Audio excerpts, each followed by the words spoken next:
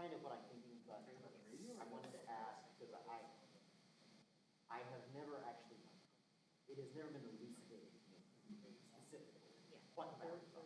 We now have a situation where I guess I need to know specifically what the boundaries are. So if you could let me know that, and honestly, if you could get me some kind of information on that before next Wednesday, because I anticipate I'm going to have a conversation with Sanchez about this next Wednesday, either before or after the policy meeting.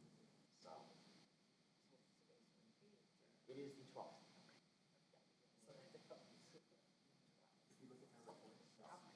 Thank you. Start checking. Thank you, I appreciate that. Okay. Happy New Year. Well, hey, how are you? Oh, great. Good. Good. Good. I'm glad to hear that. Good. Good. You like Angela? Oh, yeah, absolutely.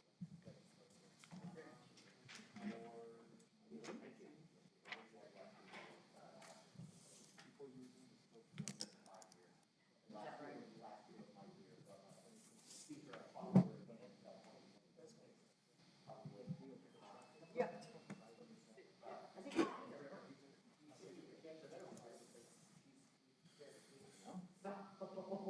Yeah. Oh, yeah. Are you living back in place? No, I'm ready for my brother. Oh, okay. Is he the one who's sick, or is that? That's Scott. He's hanging in there still. Not doing great, but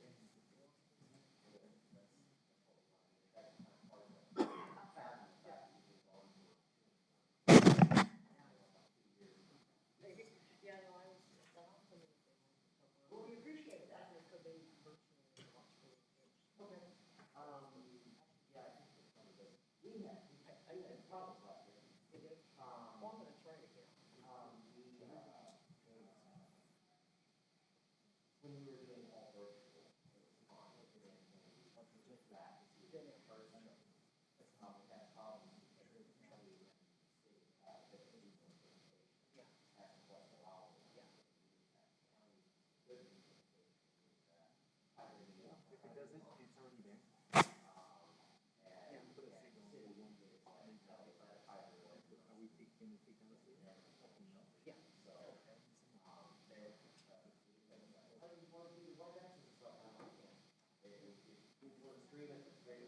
Yeah. I mean, even though we're here at the county, because the city is a legal agent, somebody complains, something weird happens, somebody calls Debbie. If I'm found to be willfully and deliberately not following the Yeah, I remember. that's grounds for my dismissal. So here we are. Well, I'm gonna try it and see. I mean, I believe that the police are history. That's one of the things the city is That's one of their big obstacles for wanting to do a private home. Anyway, so I'll see you Yeah, again. I'll see you again. Good to see you, Valerie. Glad that you're hanging in there. Oh, yeah. Go call Christine on the head. 'Cause we Okay, need to- I'll tell her. How you doing?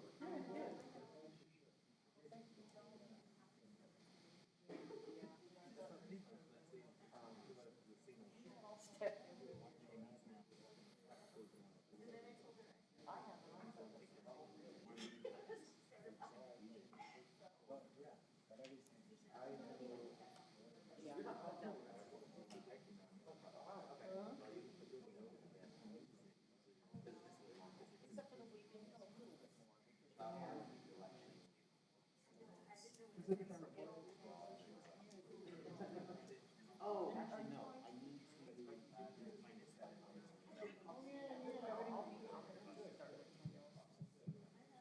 her, Debbie, when we had a little conversation, is anticipating it soon. It's been a short session, so.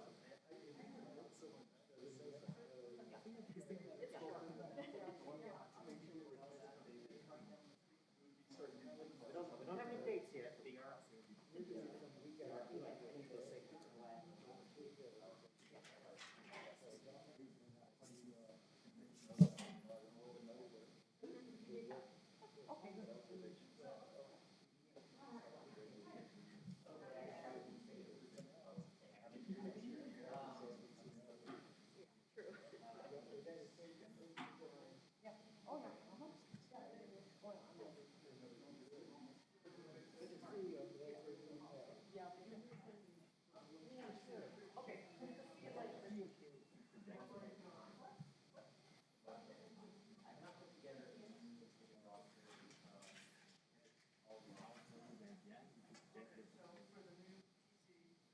can get it there. Certainly, making sure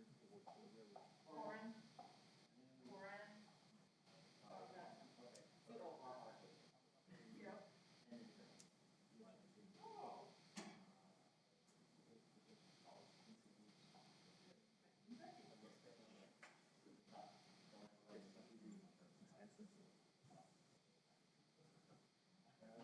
About the radio or just the pedestrian camera?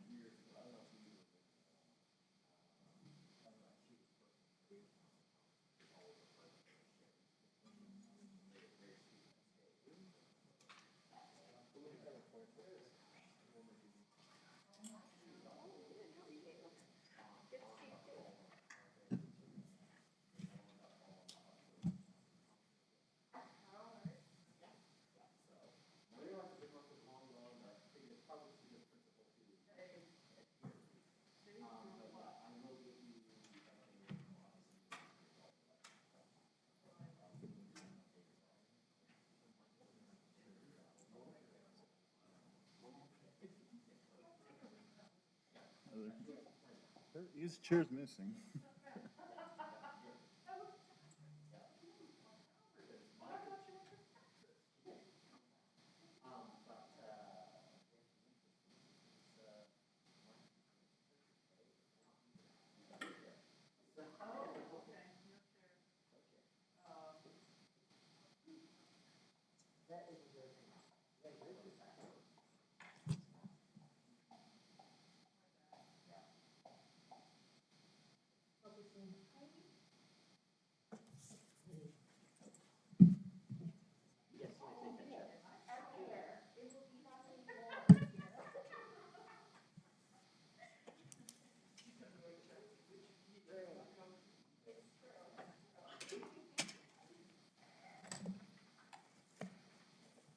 Oh, yeah, I might want that.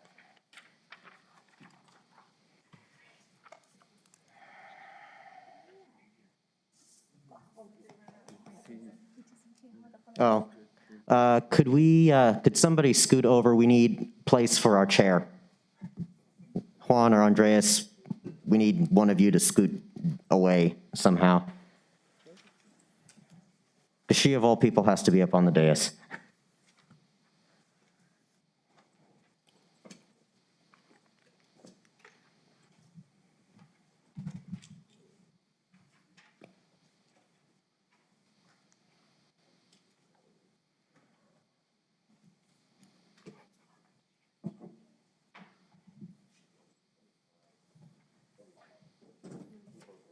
Okay. Yes, I did. Received. Has everyone signed on that side? I think so. Happy New Year.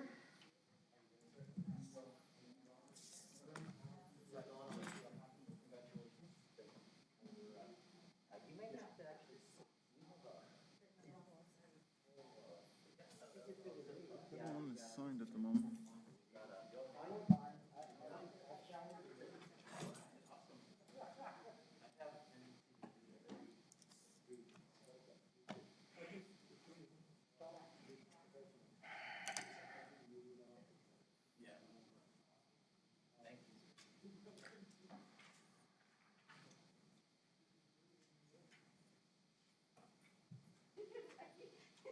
Wow, we really do have a full house today. I think the two of you may have to sit out in the audience and come up to the microphone if you have comments, because we're full up on top. Is this everybody? 1, 2, 3, 4, 5, 6, 7, 8, 9, 10. We're only missing, oh yeah, we're missing our vacant spots.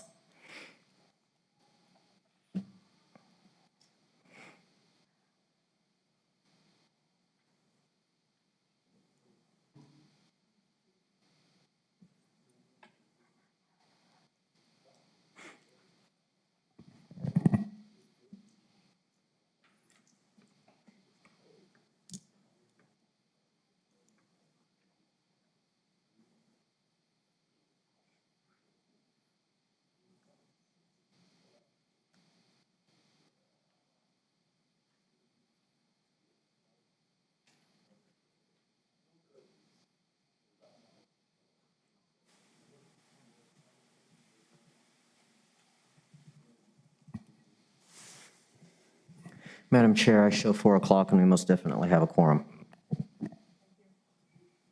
Thank you. I'll call the meeting to order. It's about 4 o'clock.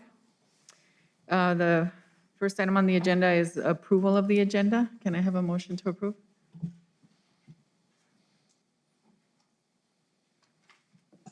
Anyone? Ashley Curry, so moved. Do I have a second? Dave Wallace, second. All in favor, say aye. Aye. Aye. Motion passes. The next item on the agenda is the election of officers. So I will stand for any nominations at this time for the position of, Madam Chair, we do need to elect chair and vice chair via this action, so. okay. So are there nominations for chair and vice chair by anyone? We can stay here until the sun gets too large and swallows the earth, so.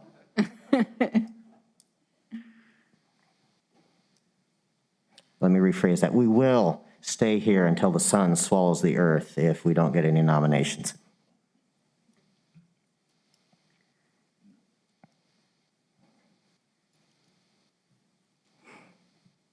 Well, as a piece of perhaps helpful illumination on the process, I do want to point out that Mike Bartholomew was our chair last year. Ms. Ainsworth was the vice chair. She's filling in today because Mike is recovering from a medical procedure. So those are the current officers of record as of this moment in time. I don't want to be here until the sun swallows the planet, so if somebody This is Ashley Curry. I propose that we keep the same chair and vice chair as we had last year.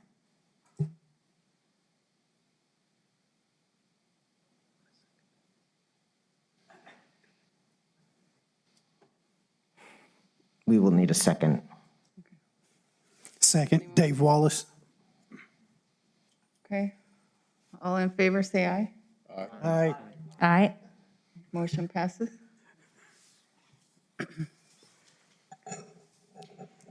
So moving on to the approval of the minutes. Does anyone have any corrections or changes?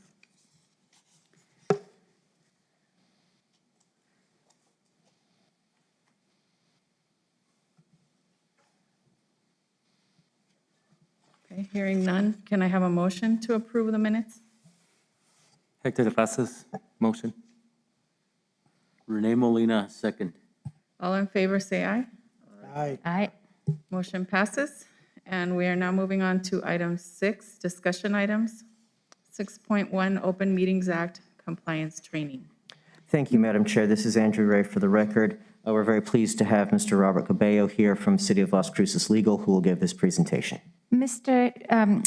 Ray and Madam Chair, I believe you skipped number 5, Oh, public comment. so we did. I apologize for that. Going back to item 5, is there anyone from the public who would like to comment? Okay, seeing none, we'll proceed to 6.1, Open Meetings Act compliance training.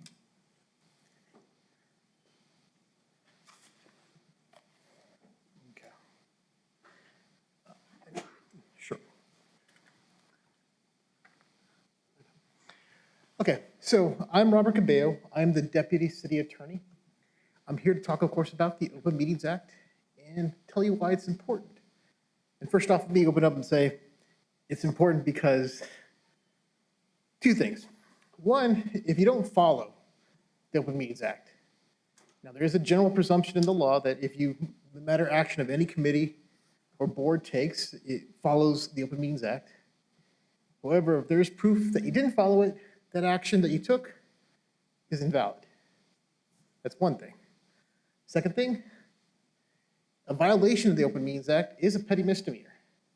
Now, I'll be honest with you, it's unlikely that the Attorney General or the DA here would actually prosecute somebody for that.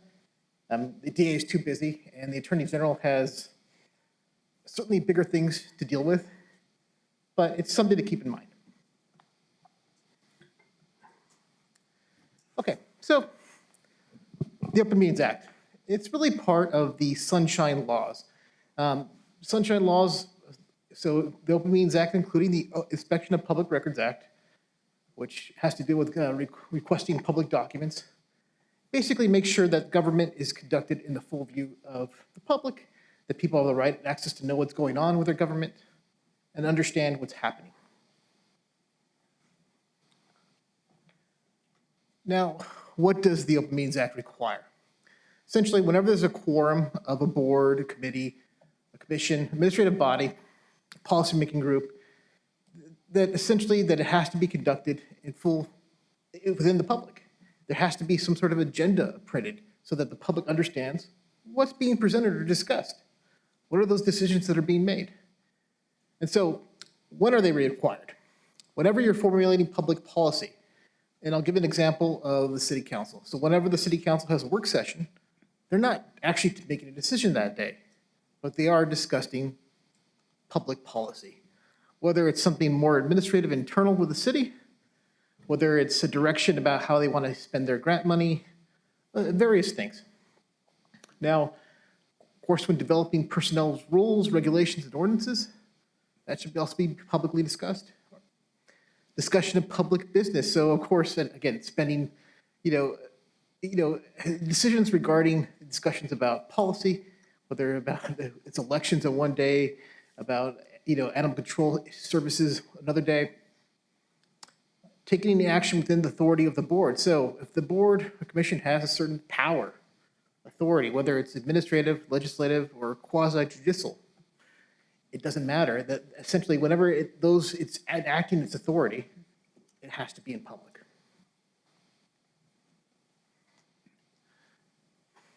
So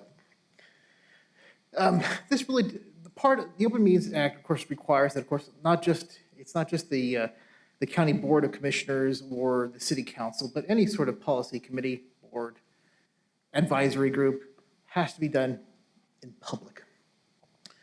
It prohibits, of course, the people from the board from making secret discussions about the policy.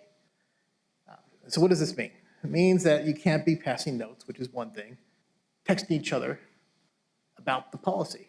When it's others being discussed, it needs to be discussed in open. Whether you object to certain things or you're for certain things, or if you have sort of a nuanced position about something, whatever is being discussed needs to be open.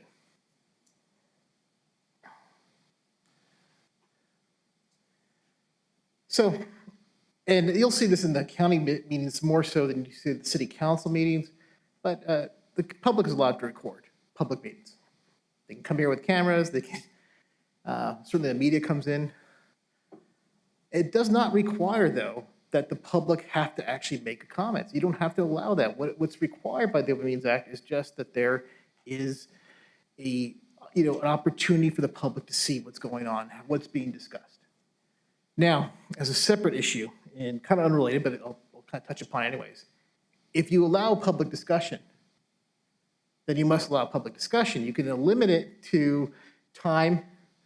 You can give, like if there's 1,000 people here, you can give them 2 minutes or whatever it is, and they can have a certain discussion, but you can't just allow some people to talk and not other people to talk. When you open it up, it's not required by the Open Meetings Act. When you open it up to the public, you got to have to give people time, even if you object to what they're saying. There's a slight distinction, and I don't think this board really has to deal with it, quasi-judicial aspects, like I'll give you an example, city council, they make quasi-judicial decisions, or the Planning and Zoning Commission in the city. So when somebody is applying for a variance for their neighborhood, that has a quasi-judicial proceeding. Essentially, they're acting like the way a court does. And so you have discussion, you have witnesses, you have people sworn in, you have people taking testimony, and then a decision is being made. Essentially similar, akin to what a judge does. It's a slightly different situation. Obviously, you have to allow, by just due process requirements, you do have to allow people to speak, if they're witnesses, things of that nature, but I'm not sure that this board has to deal with that sort of thing. Okay, notice requirements. So it should be obvious, as far as for the public to really intelligently really understand and participate in its government, it has to know what's being discussed. And so the agenda items have to be specific enough for the average person to reasonably understand well, what's being discussed. It seems obvious, but it's an important step. These agenda items have to be posted within 72 hours prior to the meeting. And most importantly, only the items that are on the agenda are allowed to be discussed. So if you have an agenda item, two different things, something comes up, so this happens often. Obviously, we're talking about things in the public, there might be some public comment, and all of a sudden, there's a tangential issue. And there's obviously this, an appeal to talk about that right now, because you're in the public, everybody's here, the quorum's here. But really, that discussion for that third item has to be limited and cut off, because the public was not informed about that. Because somebody else that really was interested about that third item may have wanted to be here to hear about it. So, I'm not used to using this computer, sorry. So, what's required also, it's an important aspect of this, the Open Meetings Act. The Open Meetings Act requires that there be minutes of these public meetings. Now, it doesn't mean that it has to be verbatim, but they have to have minutes. And they have the date, time, place of the meeting, names of the attendants of those members who were absent. Of course, you need to have the vote. It's important to know who voted for what specifically. Think about it, the public gets to know, to understand government, they get to know who their elected or appointed officials, how they voted on certain things. It's important. So it's not just a pass or fail type of, requirement on the minutes. We need to know how people specifically voted. And that's how the public can keep people accountable. And of course, the minutes are open to the Inspection of Public Records Act, as any public document. Draft minutes have to be prepared within 10 days after the meeting. That means not necessarily the final one that everybody gets to vote on, this is the final minutes, but a draft.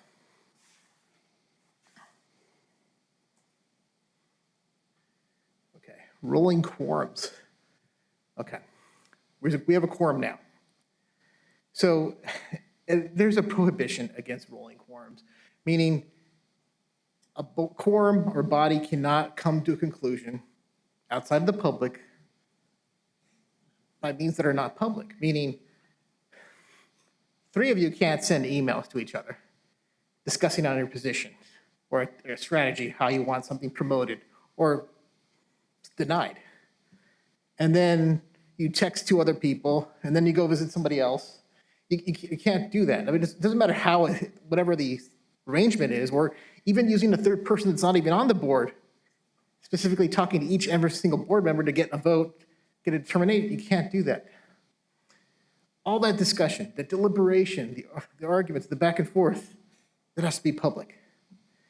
And there's a prohibition against, again, emails, social media, any of those types of networks, any of the ways that people can discuss things and communicate, you have to refrain from doing that. Again, because these deliberations have to be public. That's the most important thing.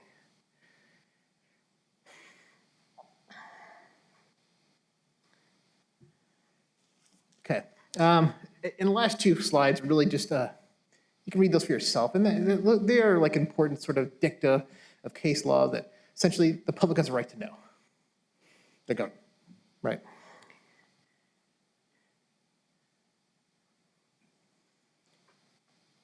But I won't really talk about these specific case laws. They're important, but they're more important from a legal point of view when you're analyzing this, the Open Meetings Act. And I've talked about this before, I think, but it's important to think about what democracy is and the opposite of democracy. And I always tell people to think about authoritarian governments. And I know it's kind of silly, but if you think about places like North Korea, or Saddam Hussein's Iraq, it's not just secret police and soldiers that keep people in line.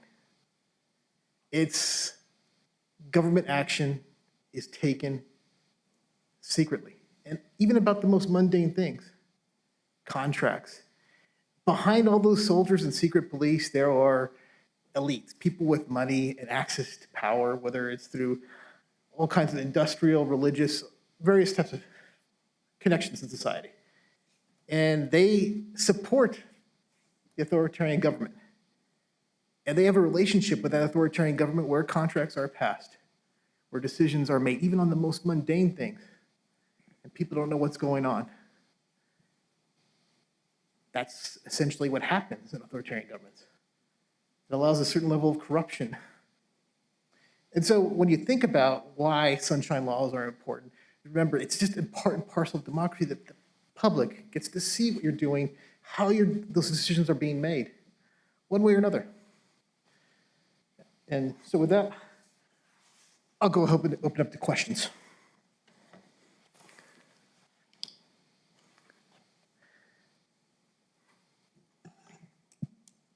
I don't see any questions. Thank you very much for your presentation. Thank you. Okay, we'll go ahead and move on to 6.2, the first mile, last mile presentation. Yes, this is Dr. McAdams, and good afternoon. I'd like to talk about first mile, last mile, if you've never heard before. And this is an illustration, a simple illustration to show what really is the elements or the basis of first mile, last mile. The first mile is getting to the bus stop, right? And the bus stop itself, the quality of the bus stop is also important too. And the last mile is when you get off the bus, and there any kind of, we'll discuss that later, and your journey to your destination. Now, will it be an easy trip getting to the bus stop at my origin and destination? The concept or construct of the first mile, last mile analyzes the factors related to trips of existing or potential transit passengers from their origin to destinations and return. The journey to access public transit could be by various means, walking, biking, wheelchairs, motorized conveyance, or by motorized vehicle. The quality of the facilities to and from a bus stop could be an asset for existing and potential bus riders. So here's the elements. We have first the modes.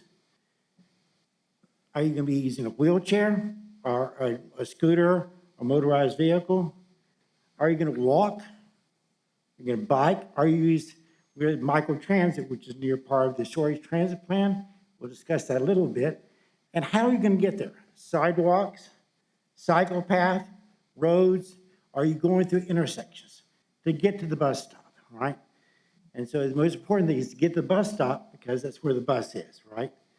And then you also destination. Most are like origins at home. You're going from home to a destination, be shopping, medical, work, etc. And so these are very important too. Now, what are bus stop characteristics? And one thing I can say that we're unique, but we have a bus stop inventory that I'm working with Richard Hanway on, as we use that for a short transit plan. So I think we have a really good bus stop inventory, which we try to update all the time. So bus stops should be a suitable refuge for those waiting for a bus and departing for their destinations. Is there shelter from inclement weather and for shade? Does the bus stop have amenities such as bus schedules, lighting, security cameras, trash cans, etc.? Is there accommodation for those with mobility difficulties? Let's see. I thought, we had the slides. You didn't change them well. Pedestrian access is generally a quarter mile is considered the ideal distance walking to a bus stop. Is the bus stop located along a connecting sidewalk? How wide is the sidewalk? Are there any physical barriers which reduce sidewalk width? Are there any objects that stick out into or blocking the sidewalk? Here are some good examples and some bad examples of bus stops. This is one at Whataburger. I know many don't like this bus stop either. There is no sidewalk going to Whataburger, so too bad if you have a wheelchair, you can't get off here. There's also some limited access for bike lanes too. So this is not an ideal bus stop. I think one could talk about improvement. Here's another one, which is actually across from Taco Bell. And you can see that it has no sidewalks. It's just a bench. And so if you're mobility impaired, you can't get off here. So again, this is partially limited by the space itself. And here is the bus stop, the shelter right outside our door. And this is an example of a good bus shelter with appropriate padding, a sidewalk, a bike rack, trash cans, etc. So this is how we would like to be ideal, but we're working toward it. Now, what about bicycle access? 1 mile to 1.5 miles is considered the bicycle shed for a bus stop. If the bus stop is located along a bike lane, it's easier to get to the bus stop, right? And what is the quality of the bus facility that connect to the bus stops? Are there bike facilities that the bus stop are the destination? And does the bus have bike storage to consistently have bike storage? Most of the buses, all of the fixed route buses have bike storage. We're limited to 2 or 3, and all of the diaries have, I think most of them have bike racks, right, Richard? Okay. So we're equipped to that way. We're really conscious about that. Now, what about wheelchair access? Many people use our transit bus, the fixed route, quite a bit. They have wheelchairs, or other motorized vehicles. A 1/4 mile or less would be the ideal days or less because it's very hard to maneuver sometimes to a stop. Are there ADA accommodations at intersections? Are the sidewalks of sufficient width for wheelchairs and mobility devices? Are the pads at the bus stop or shelters sufficient width to accommodate wheelchairs or mobility devices? Are there sidewalks at the destination to accommodate wheelchairs or mobility devices? We know in many cases the sidewalks are too small. And so if you have one of these scooters, you have to really get on the road to really maneuver. Now, one of the things is very important to transportation is equity.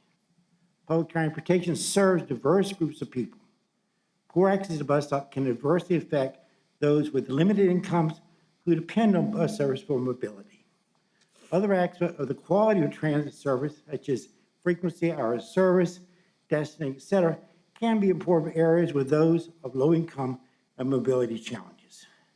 Now, online route maps, printed maps, applications such as Google Transit could be assets in making a bus trip easier for these groups.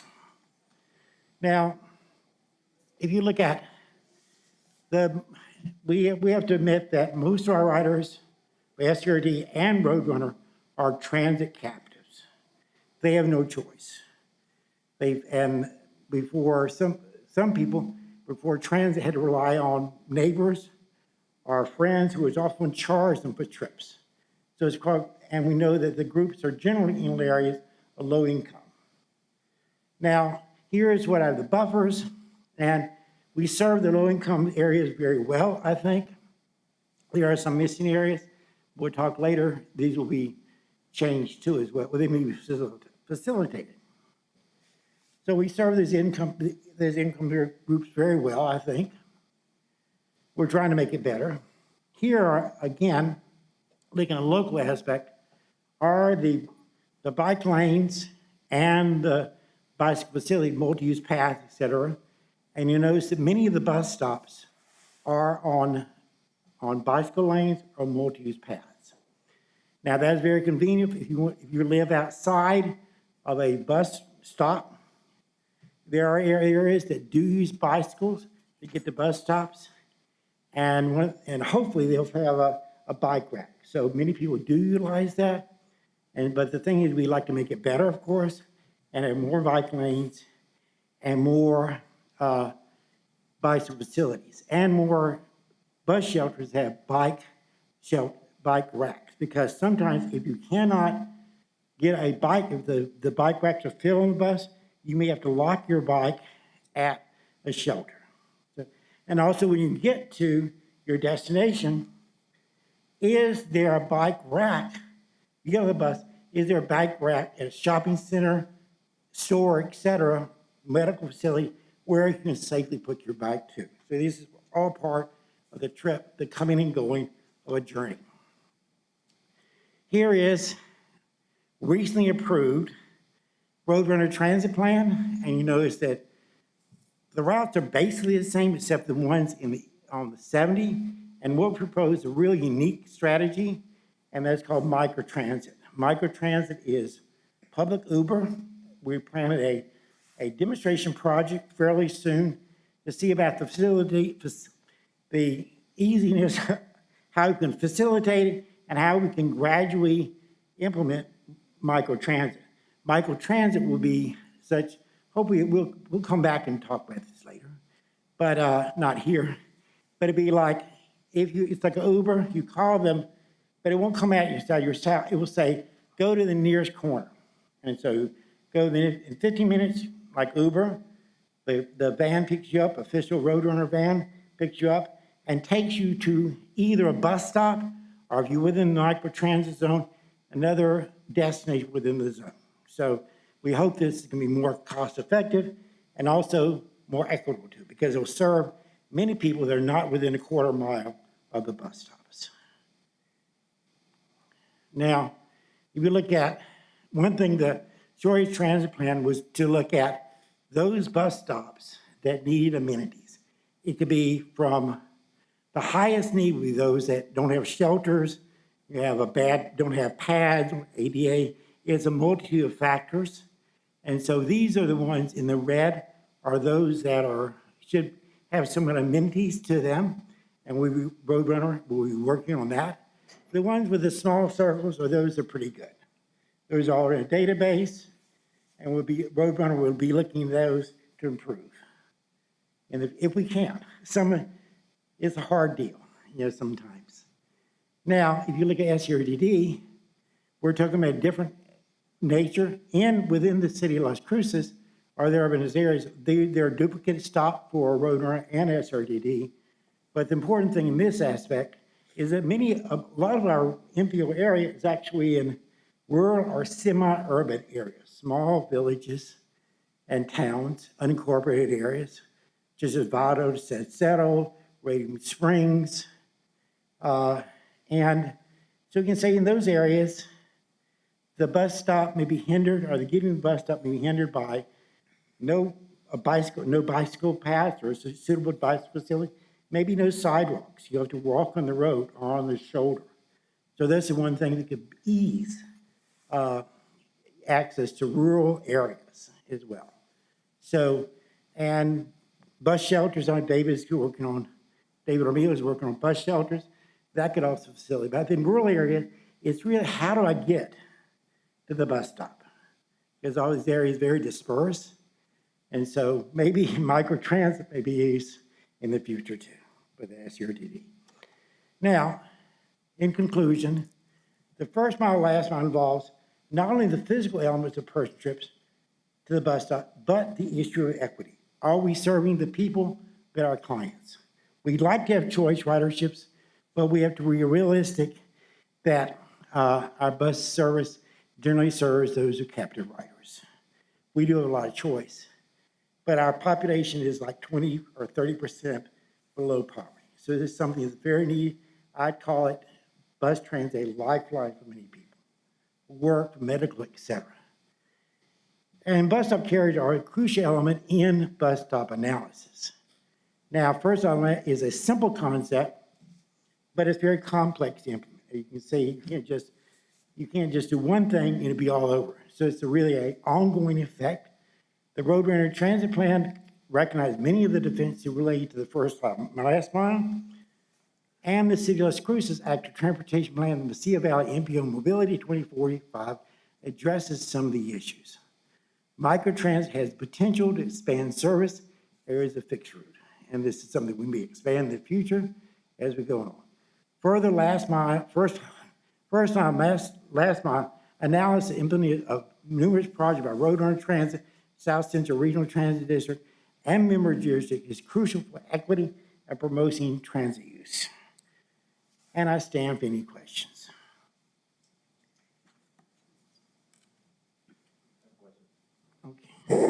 So, Michael, it's a big project. And you're, no, this is also part of your 10-year plan or your new short-range plan, correct? Mr. Emil, yeah, well, I think it's an element of every plan to a certain degree. It's addressed in the active transportation plan, but also in the SURDD, in trying to make the bus stops particularly good. The other issue about sidewalks has been addressed, and that's really probably the responsibility of the City of Public Works to a certain degree. So this is really a multi-factor type of thing. And I think it's, where it's not directly mentioned in this year, in the plan, it is indirectly mentioned. What's your plan as far as the funding? Maybe I missed that part. How are you going to fund this over the next 3 years, or at least 3 years or more to do this project? I wish I could say. I think it's an ongoing thing. I think that one thing, getting bus shelters is certainly an ongoing thing. I think sidewalks is generally, is the city of Las Cruces doing sidewalks. So it's more, it's an incremental thing. There's not really a set budget. I think it's an effort, all efforts to make this an easier trip. And it's not something, as I said before, that can be just done overnight. So it's not a program that has funds developed specifically toward first-time mass. It's more of an effort that's acknowledged by many jurisdictions. Okay, thank you. Agencies. Thank you. And any other questions? If not, I thank you for your presentation. Thank you, too. Okay, we are moving on now to item 7, committee and staff comments. 7.1, are there any comments from the city of Las Cruces? No comments? Doña Ana County, No comments. Town of Mesilla? Las Cruces Public Schools, Thank you. We have nothing to report either. Roadrunner Transit,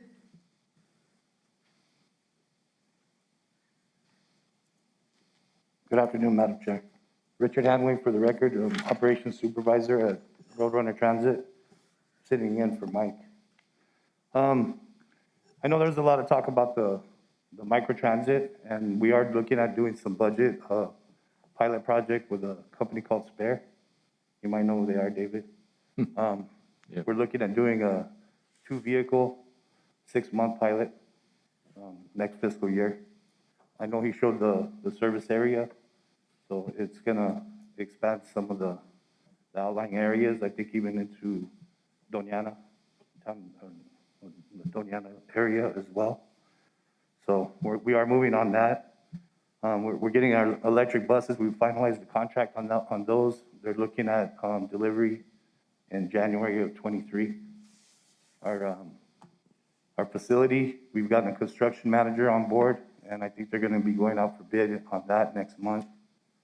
They're groundbreaking, hopefully soon to follow, and we're still shooting for the December 22 for our electrical infrastructure to be completed, so we have charging for the electric buses in January.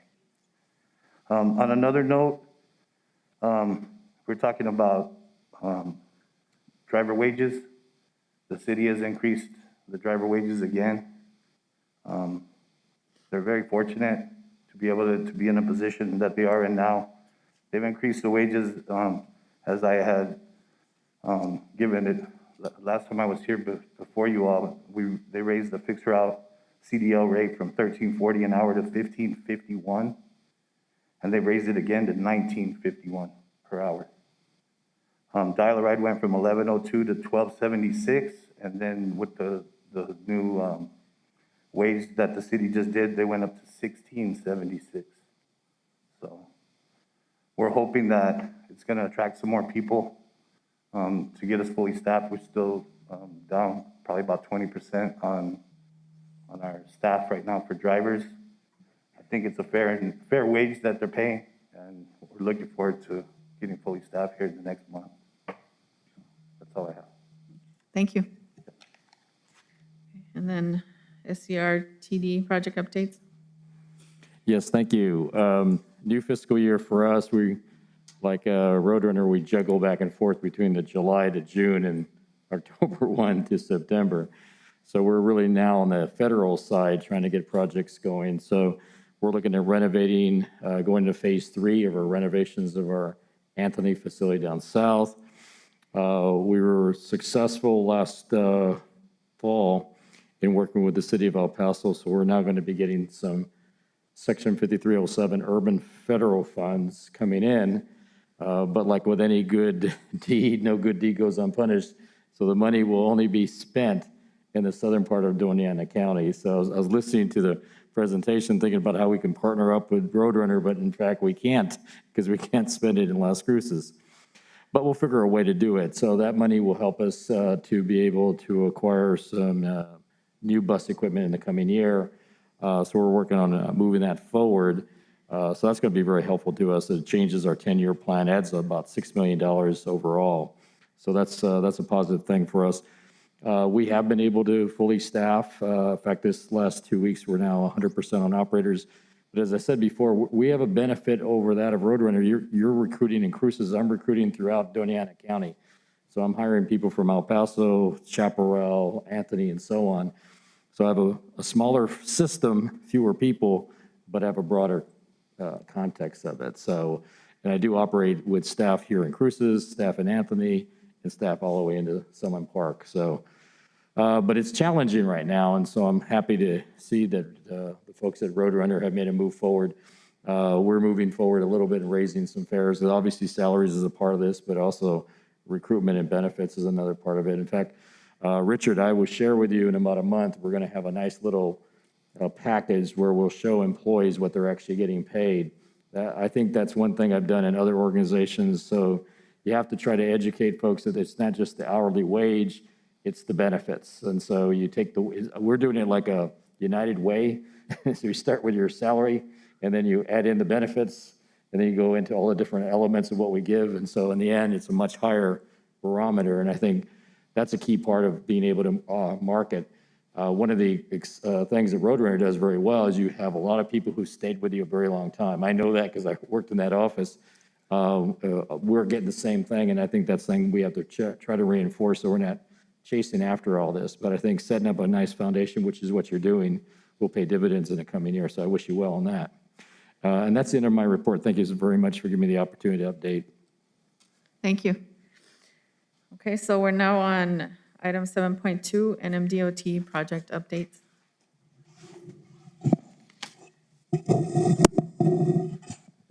This is Harold Love, New Mexico DOT. Just a couple of items. I-25 University is substantially complete. There's just a few punch list items, mostly landscaping, that the contractor still needs to complete.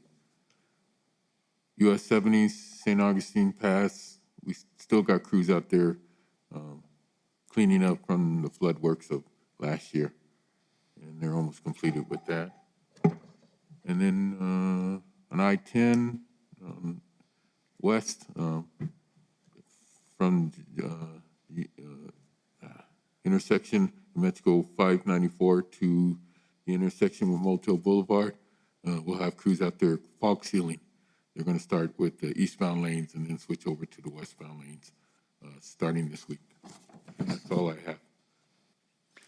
Thank you. And now 7.3, MPO staff updates. Thank you, Madam Chair. I have three items that I would like to update the committee on today. The first is to remind everyone that we are fully anticipating the Transportation Project Fund application process is going to be renewed again this year. Since this is a short legislative session this year, we do anticipate that we will hopefully be able to initiate a call for projects for that sometime within the next couple of months. So now is the time to be initiating plans. If there's anything that any of the member jurisdictions would like to apply for, now is the time to be making those decisions. Because I hope that we'll have a few more months this year compared to last year for the call for projects process, it's no guarantee. So everyone needs to be ready to go when the call for projects does go out. Second item is that I have received confirmation from the New Mexico Department of Finance and Administration. They have received our JPA. They did not specifically say so, but I presume they are reviewing it. But I do not anticipate hearing back from them until around May at the earliest as to whether or not it's going to go ahead and go into force. Then lastly, we are now moving forward on the hiring process for the Associate Transportation Planner position. And I hope that by the next TAC meeting, we will have that new individual here and serving with us. So that concludes Mpo staff comments. Thank you very much.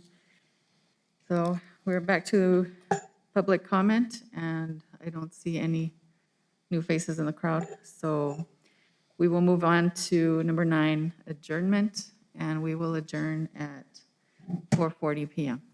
Thank you, everyone.